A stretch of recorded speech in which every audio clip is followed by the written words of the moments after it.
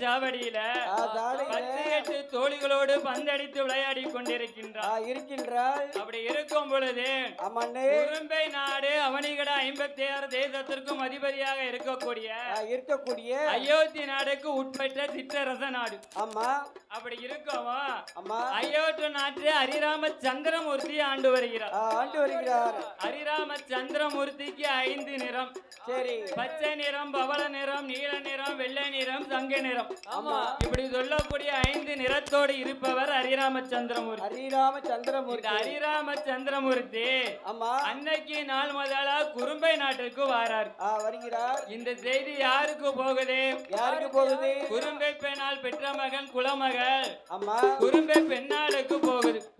அப்ப குறும்பை பெண்ணால் பார்த்தா இப்பேற்பட்ட பேரகலகன ஹரிராமச்சந்திரமூர்த்தியை நாமளும் பார்க்க வேண்டும் அப்படின்னு பத்தடிக்கு மாளிகையிலே நின்று கொண்டு ஹரிராமச்சந்திரமூர்த்தி வருகின்ற வேளையில பத்தடிக்கு மாளிகையில் இருந்து ஹரிராமச்சந்திரமூர்த்தி கீழே ரதத்துல வந்துகிட்டு இருக்கார். அவரா கண்ணையுமே அமையாமல் பார்த்து கொண்டிருக்கின்றார். ஹரிராமச்சந்திரமூர்த்தியின் தற்செயலாம் மேல ஏறிட்டு பார்க்க குறும்பை பெண்ணால பார்த்த ஹரிராமச்சந்திரமூர்த்தி குறும்பை பெண்ணால பார்க்க குறும்பை பெண்ணா ஹரிராமச்சந்திரமூர்த்திய பார்க்க 2 பேரும் நேருக்கு நேர் பார்த்தாங்க. பாருங்க, ரிதிகர்ப்பம் ராத்தங்காது அப்படின்னு குறும்பை பெண்ணானவர் அன்று முதல் குளிமறந்தாள்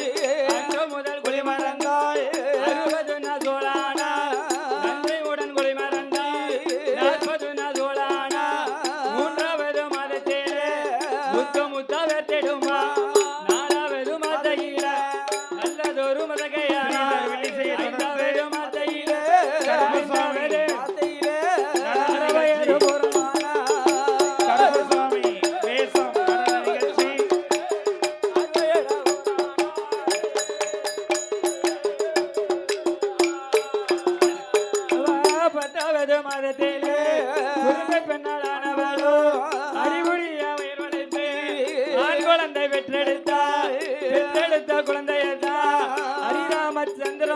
போலவே 5 நிறத்தோடு வந்து பிறந்தான்.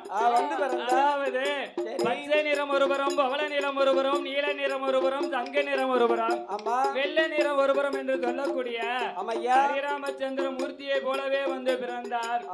அதனால குறும்பேராஜ மன்னன் பார்த்தான். தன் பேர பிள்ளைக்கு நிறம் என்றால் வேதம் என்று பொருள். சரி, அதனால பேரனுக்கு அழகான பெயர் நாமத்தை சூட்டணும்னு நேரத்துல வேதத்திலே பிறந்ததுனால பல வேதம் என்று சொல்லி, பல வேதம் என்று சொல்லி